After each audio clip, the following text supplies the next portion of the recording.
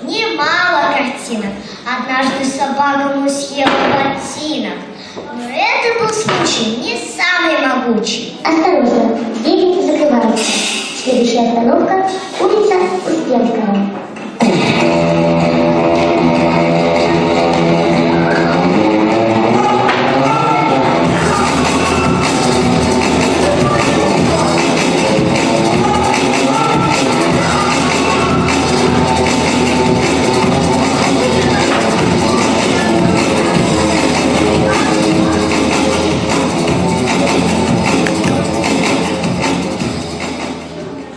Мальчик Вова 5 лет съел автобусный билет. Папа деньги заплатил, а взял не проглотил.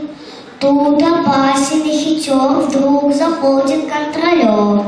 Как только он заходит, сразу слово глаз не сводит. Ваш билет! Нет билета! Ох, не нравится мне!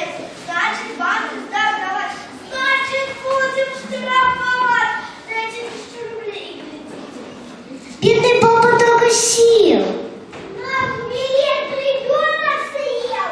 Мы всегда билетом едем! Только он сегодня съедет! Рассмеялся контролер.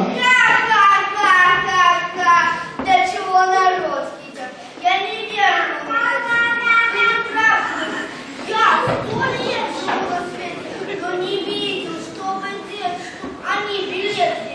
Ну котлеты, ну тефтели. Все вокруг как загалдят. Едят!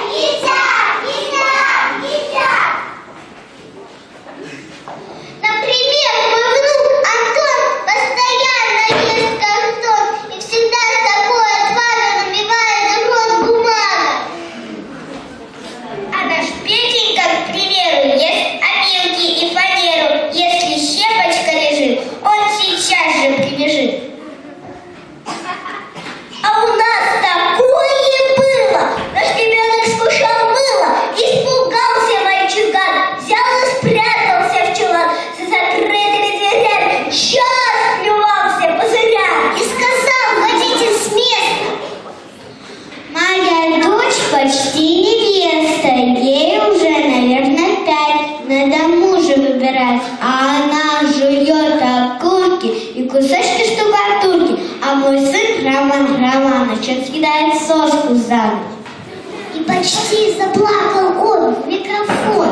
В этот миг контролер от растерянности потерял половину уверенности. Впрочем, может, я не прав. Я могу уменьшить. А автобус весь застыл и такую речь повел.